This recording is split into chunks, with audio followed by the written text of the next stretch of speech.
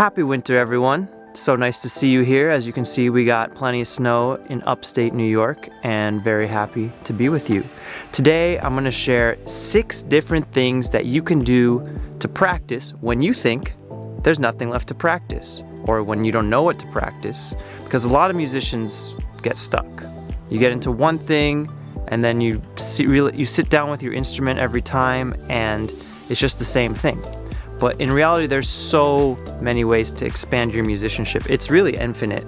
And I'm just gonna give you a few of the ideas that can really help you refine your practice time, make the most of your time, keep things interesting, and keep you progressing forward as a musician.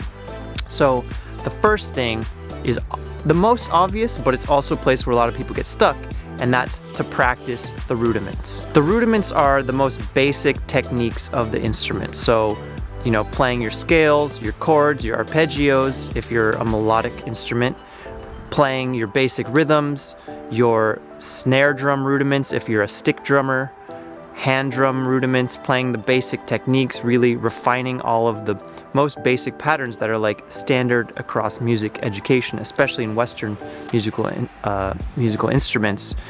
You know, but if you're playing something like a didgeridoo or a handpan where there's not really a convention for how to educate on those instruments, it's everything from the basics of really refining your sound, making sure you're hitting everything really good in a way that, you know, the sound projects out. And just playing these very basic rudiments is really important. For piano, playing something like the hand-in method, where you're just working on your finger strengthening technique, that's also really important. So playing the rudiments, that's the first thing. Number 2 is improvising with a drone or a chord change app or software program. And what this does is it gives you context for your music and allows you to explore things a little further in a bigger sound than you would just play by playing your isolated instrument. So an app like iTabla Pro is great. And with iTabla Pro, you can select the key of the drone. You can actually select multiple notes, so it could be like a D minor, a D major. You can have, I think, up to 3 or 4 tones going at the same time, just like you would with a Shruti box. And then you can also put a rhythmic cycle. So it has all of the classical Indian rhythmic cycles in there, but you can get an 8-beat cycle, a 6-beat cycle, and then it also has some more adventurous ones like a 7-beat cycle, 14-beat cycle.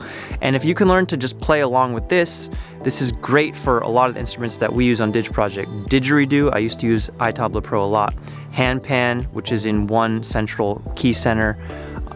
Native American flutes, which are also in one key center. Anything that's just in like one key center, putting on a drone in that key will really give you a lot of context. Okay, so this is iTabla Pro on iPad. I have it in the wide view. It's also on iPhone. I usually use it on iPhone, but I'm using it on iPad here because of the bigger screen.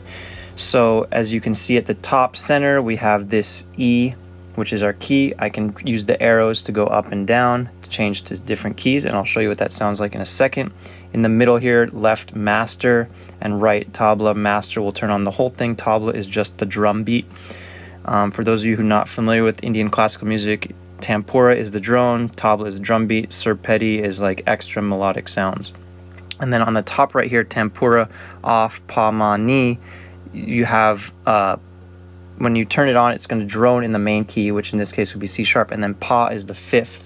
So I could have the 5th in there, ma is the 4th, and ni is the 7th. These are the most common keys, but you can also hit on these 3 dots and you have a lot more notes that you can add. You can pretty much add any note that you want. So I'm going to start by just turning on tampura 1, turn off the surpeti because we don't need that for this demo. I'm going to try to keep it kind of quiet so you can hear my voice. And now I can turn on the tabla just to show you how you can change the key, just these arrows at the top center. Now I'm joining an E. Instead of pa, if I want ma, which is the 4th, or ni. And I can have tampura 2 go on and pa. Now you see I have a 3-note chord. It's a little more sophisticated sound. Turn off tampura 2, and then I'm going to show you the tabla. So right now I'm on bhajani. If you see at the bottom, also Teen Tall is a good one. 16. These are beginning rhythms. tabla, and you can see it's on pretty fast. So this slider in the middle changes the tempo. If I want it on like 80 beats per minute, I go there. You can also use these buttons to go up by 5 at a time. You can go double time by hitting 2x, and then immediately back to half time. I can still change the key if I want. So that's a basic overview of iTabla Pro, how I would use it to practice with any instrument where I want a drone and a drum beat. Now the other option, if you're playing a melodic instrument, you know, trumpet, flute, piano, guitar, anything that is fully chromatic, is to get an app like iReal, where you can actually get a lot of pre-written chord changes. All you have to do is select a song, a style, a tempo, press play, and then it will play the chord changes, and you can play along, you can improvise, you can practice the melody, you can practice soloing, and it gives you a lot of context to play your instrument beyond just what you would hear when you're just playing your instrument solo. So here's a demo of iReal Pro, which is what I told you about. It's based on the Real book, so a lot of the songs in here, as you can see on the left, are jazz based. There's a lot of different jazz, and honestly, it sounds a little corny, this one, when you play it back. Like, it's not the best sounding play along, but as far as being able to play through different chord changes, you know, like I'm just going to flip through some of the songs. You can see, you can literally pick different chord changes and just, you know, practice. So if you're learning harmony and how to play along with different chord changes and read along, this is one of the best tools. Here at the bottom, you got tempo, so you know, it was at 115. We'll keep it around where it was. And then you can actually set the style of the drums and the rhythm section. So I'm going to leave it on rock, but maybe I'll flip through a few of those. So here we go. Oh, you can also change the key. So if I like these chord changes, but I want to say play it in B minor, or if I play clarinet and I need a transposition, it's super easy. You just hit it right there. Also, you got your guitar chord diagrams here. You know, you can actually control how much of each instrument, play-along instrument you hear in the mix. So let's hear what it sounds like.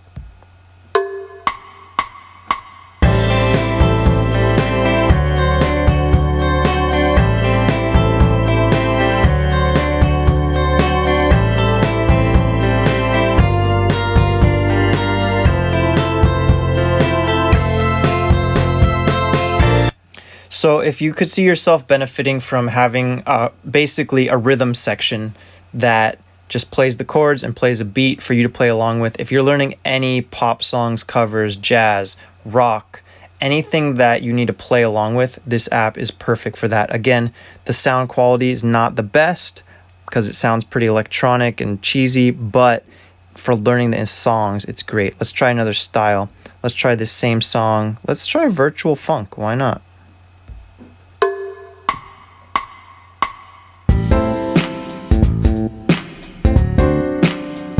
This is very like Jamiroquai sounding.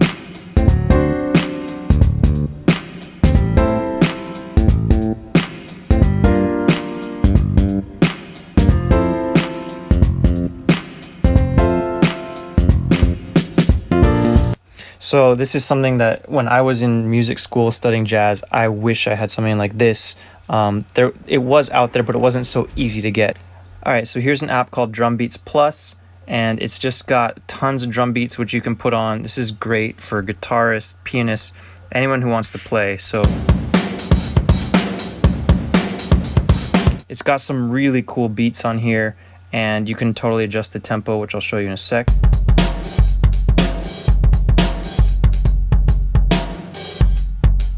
So now I'm much slower, jumping up faster.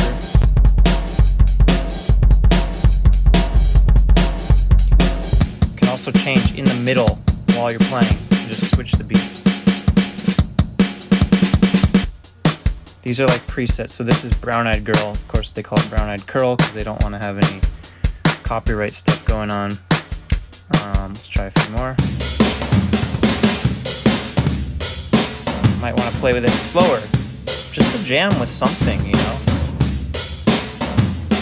So these apps will give you a lot of different material to play with. Number 3, pick up an instrument that's different from the instrument you're used to playing. So for example, if you are a guitarist, I would try to get an instrument from a different category of instruments. One of the best instruments to add to your catalog is a shaker. That was one of the first instruments I added to my palette. You know, I used to be a jazz trombonist, and I played jazz trombone, and then I started playing a little piano, dabbling, but really just to complement my trombone. But then I got some shakers, some rattles, some percussion, eventually a djembe, a hand drum, and it really helped expand my music because I learned a lot about rhythm through that. And then I could apply rhythm back to my other instruments, trombone, didgeridoo, and eventually I got more into piano and guitar, but all of that fed into each other. So really important to pick up something like a percussion instrument if you're a melodic instrument. The same hand if you're a drummer, say djembe is your main instrument, handpan, it might be good for you to get something like a flute or a wind instrument or play a piano, maybe something like a melodica. All of these different options will inform your playing on your main instrument. So I really do highly recommend spend some time playing on a different instrument than your regular instrument, because that is going to really inform your playing and give you a lot more musical material to draw from. Number 4, take a phrase or a lick and play it in multiple keys. So for example, taking a phrase, something like do, re, mi, fa, so, do, re, mi, fa, so, just that much. And then you play it in all 12 keys. So first play it in C major, do, re, mi, fa, so, then up a half step, C sharp, do, re, mi, fa, so, do, re, mi, fa, so, do, re, mi, fa, so, etc.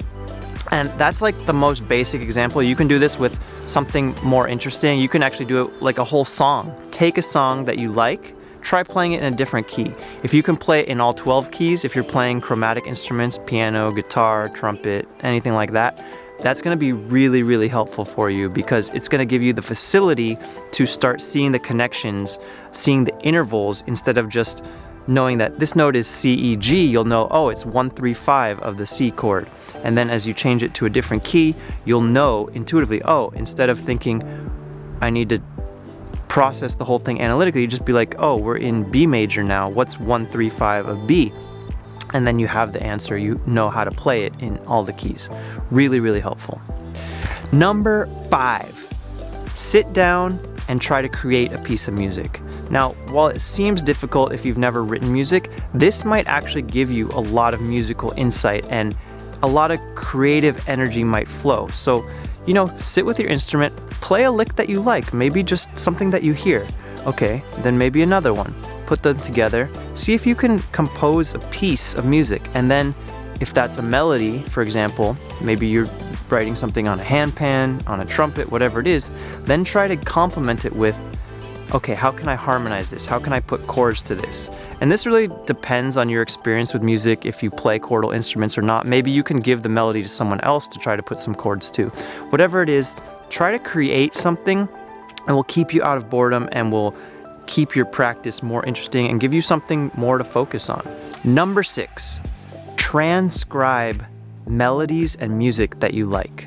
So for example, if you're listening to a Michael Jackson song that you like Man in the Mirror, try learning how to play that melody on your instrument. So if it's I'm starting with the man in the mirror, what are those notes that he's playing? Sit down with your instrument, try to figure out the notes and play them on your instrument, and then figure out what key it's in, put that melody into the context of the music, and you'll actually learn a lot from that process. And there's so much out there.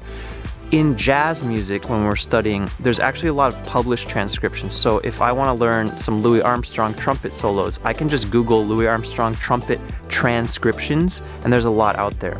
Also, piano transcriptions, guitar transcriptions. There's a lot of guitar chords and tabs out there. That's the same thing. If you can learn some guitar tabs, if you're a guitarist, just to be able to play those melodies, play those riffs that other people play, that's a really great start. Now, some people, I've seen guitarists get stuck in learning tabs, and that's okay. Like, if you've already done a lot of tabs, focus on the other things that I'm sharing in this video, and it will really diversify you as a musician. So to recap, number 1, practice the rudiments. Learn all the basics on your instrument, the conventional techniques. Really, really important. Number 2, play with a pre-recorded music app like iTabla Pro, iReal, or some of the other ones out there. I also have this drum app, which I'll post here. Number 3, pick up an instrument that's different from your main instrument. So pick up some shakers, some drums, some other percussion. If you're already a percussionist, pick up a melodic instrument. It's really going to diversify your music and give you a lot more options to play. Number 4, try to write a piece of music. Go into that creative space. It's going to really give you a whole world to explore. Number 5, try playing phrases in all keys. Transpose your songs or your melodies or your riffs into other keys. Try to play one lick, one little phrase of 4 or 5 notes. Try to play it in all 12 keys. That's going to give you a lot of musical familiarity with your instrument. And number 6, study transcriptions, study the masters who've already paved the way with their music, study what they play, learn through guitar tabs, pre-written transcriptions, or at the highest level, use your own ear to transcribe what you're hearing and learn how to play it on your instrument. That's it for the 6 things to do, to play, to practice when you think there's nothing left to practice or when you don't know what to practice. I hope this has really been informative. Again, I'm AJ from Didge Project. Make sure to hit subscribe, follow us on YouTube, Facebook, or whatever platform you're watching this on, and we will see you on the next video. Thanks so much for tuning in, and peace.